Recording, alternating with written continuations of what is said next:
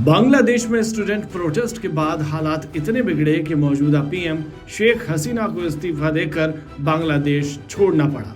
शेख हसीना विशेष विमान के द्वारा ढाका से भारत पहुंची। दूसरी तरफ सेना ने उनकी गैर मौजूदगी में आर्मी शासन का ऐलान करते हुए 48 घंटे में अंतरिम सरकार बनाने की घोषणा कर दी। लेकिन ये पहली बार नहीं है जब शेख हसीना ने भारत की शरण ली है। इससे पहले भी उन्होंने एक लंबा वक्त राजनीतिक संकट के चलते भारत में गुजारा है। शेख हसीना 28 सितंबर 1947 को तत्कालीन पूर्वी पाकिस्तान और अब के बांग्लादेश के ढाका में पैदा हुई थी। उनके पिता शेख मुजीबुर रहमान बांग्लादेश के संस्थापक थे। अपने घर की सबसे बड़ी बेटी होने के कारण वे बचपन से ही पिता के नक्शे कदम पर आगे बढ़ रही थी। ढाका में पढ़ाई के दौरान उन्होंने छात्र राजनीति से अपने पॉलिटिकल करियर की शुरुआत की और यूनिवर्सिटी ऑफ ढाका में काफी सक्रिय राजनेता रही।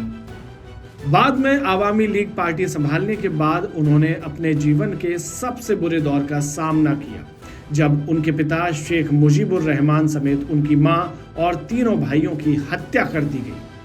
दरअसल साल 1975 में बांग्लादेश की सेना ने शेख हसीना के परिवार के खिलाफ मोर्चा खोल दिया था। इस लड़ाई में उनके माता पिता और 3 भाइयों की हत्या कर दी गई थी, लेकिन हसीना, उनके पति वाजिद मियां और छोटी बहन किसी तरह अपने आप को सुरक्षित रखने में कामयाब रहे। घर वालों की हत्या के बाद शेख हसीना कुछ समय के लिए जर्मनी चली गई थी, लेकिन इंदिरा गांधी से अच्छे रिश्तों के चलते वे भारत आईं और काफी लंबे वक्त तक वे दिल्ली में रहीं।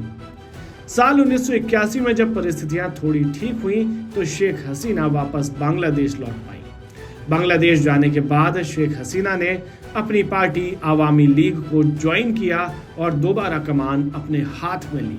1996 आते आते शेख हसीना पहली बार बांग्लादेश की प्रधानमंत्री बनी। इसके बाद साल 2009 में शेख हसीना ने दोबारा प्रधानमंत्री पद की शपथ ली और 2014 में भी उन्होंने अपनी जीत को बरकरार रखा। इसके बाद 2018 में भी एक बार फिर उन्होंने प्रधानमंत्री पद को जीत लिया और तब से 5 अगस्त 2024 की दोपहर तक वे बांग्लादेश की प्रधानमंत्री थी।